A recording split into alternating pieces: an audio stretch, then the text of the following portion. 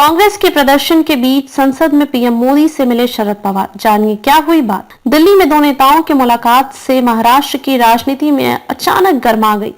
NCP SP के प्रमुख शरद पवार ने बुधवार को संसद भवन में पीएम नरेंद्र मोदी से मुलाकात की। महाराष्ट्र विधानसभा चुनाव के बाद दोनों नेताओं की यह पहली मुलाकात थी। देवेंद्र फडणवीस के शपथ ग्रहण में पीएम मोदी आए थे, मगर शरद पवार नहीं पहुंचे थे। मुलाकात के बाद शरद पवार ने बताया कि उन्होंने किसानों के मुद्दे पर प्रधानमंत्री से बातचीत की है। बता दें कि दोनों नेता उस समय मिले हैं जब कांग्रेस संसद में अडानी मुद्दे पर प्रदर्शन कर रही है।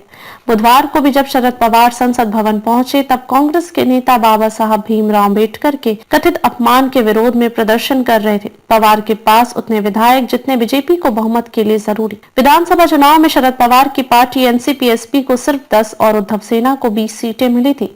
बीजेपी ने 132 सीटों पर जीत दर्ज की थी। बहुमत के नजरिए से देखा जाए तो बीजेपी को 288 सदस्यों वाली विधानसभा में 145 सदस्यों के समर्थन की जरूरत है। बीजेपी को 5 निर्दलीयों और छोटे दलों ने भी समर्थन दे रखा है। इस तरह अकेले सरकार चलाने के लिए बीजेपी को सिर्फ 10 विधायकों के सहयोग की आवश्यकता होगी। फडणवीस मंत्रिमंडल के विस्तार के बाद एनसीपी के कई नेता नाराज बताए जा रहे हैं। छगन भुजबल ने खुले तौर पर मोर्चा खोल रखा है।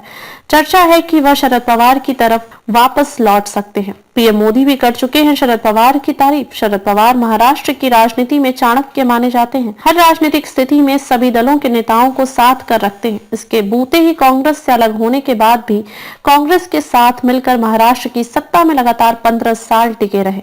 वह पीएम नरेंद्र मोदी के करीबी भी माने जाते हैं। कई मौके ऐसे आए जब पीएम नरेंद्र मोदी ने शरद पवार की सार्वजनिक तौर से तारीफ की। मुंबई में अडानी के धारावी प्रोजेक्ट पर भी काम शुरू होने वाला है। मंत्रियों की शपथ के बाद भी मंत्रिमंडल का बंटवारा भी अटका है। हालांकि अपने संक्षिप्त बयान में शरद पवार ने कहा कि उन्होंने किसानों के मुद्दे को लेकर पीएम मोदी से बात की है, मगर महाराष्ट्र में बदले समीकरण, शिवसेना नेताओं की बयानबाजी और एनसीपी में बगावत के कारण यह मुलाकात महत्वपूर्ण मानी जा रही है।